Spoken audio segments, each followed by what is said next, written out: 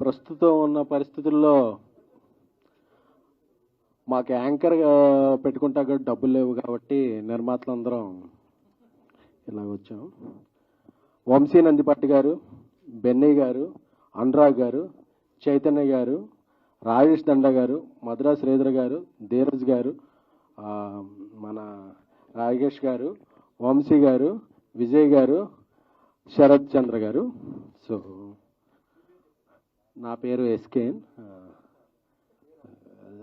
ఏం లేదండి, ప్రస్తుతం ఇదేదో మాదేదో గ్రూపిజం అదేం లేదండి. ఇక్కడ మాకు మాట్లాడటానికి పదాలు ఉన్నాయి తప్ప, పదాలు వాటిని వ్యక్తం చేసే పెదాలు ఉన్నాయి తప్ప పదవులు ఏం లేవు.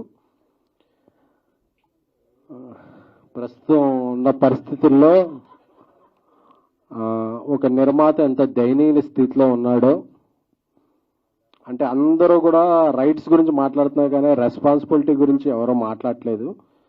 సో అందుకనే నిర్మాతలు అంటే నేను సోషల్ మీడియాలో కొంచెం యాక్టివ్గా ఉండటం వల్ల ఏంటో అందరూ కూడా మీరు 100 కోట్ల సినిమాలు తీస్తారు కదరా, టికెట్ రేట్ ఎంత పెడతారు కదరా, ఇలాంటి ఇదే అవుతున్నాయి. కానీ మేము ఎవరో 100 కోట్ల సినిమాలు తీయట్లేదండి, అలాగే టికెట్ రేట్లు కూడా హైకులు పెట్టుకోవట్లేదండి. బట్ మేము we're existing in this industry, we're part of this industry, we're heart of this industry. అంటే ఇయర్లీ 250 ఫిలిమ్స్ వస్తే 200 films small to mid films అండి. అవే ఇండస్ట్రీకి బ్రీతింగ్. సో నేను చూస్తున్నానండి, ఇప్పుడు ఒక ఇండస్ట్రీలో విపత్కర పరిస్థితి ఉంది. అందరూ కూడా తమ రైట్స్ గురించి మాట్లాడుతున్నారు, మేము మాత్రం మన రెస్పాన్సిబిలిటీస్ గురించి కూడా మాట్లాడితే బాగుంటుందని ఈ సమావేశం ఏర్పాటు చేశాం. కానీ ఇందులో మేమెవరో పెద్ద కాదు చిన్న కాదు, వేరే గ్రూప్ ఆఫ్ రైజింగ్ ప్రొడ్యూసర్స్. అందుకని మీడియా అందరినీ ఇక్కడికి వచ్చిన, ఎందుకంటే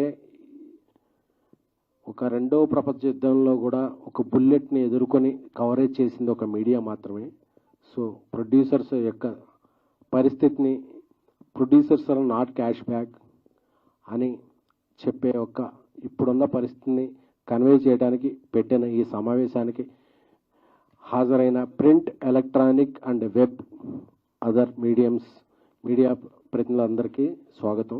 ఇప్పుడు ఒక్కొక్కళ్ళు వాళ్ళ స్వాగతాన్ని వెల్లడిస్తారు, ఆ తర్వాత మీతో Q&Aలో కూడా పాల్పంచుకుంటారు. ఎందుకంటే ప్రొడ్యూసర్స్ ఎవరు ఓపెన్ అవ్వట్లేదు. ఒక 2-3 మాట్లాడటం వల్ల ప్రొడ్యూసర్స్ అందరూ చాలా ఒక సుఖ పాయింట్ మీద నివసిస్తున్నారు, వాళ్ళకి ఏం ప్రాబ్లమ్స్ లేదు అనుకున్నారు.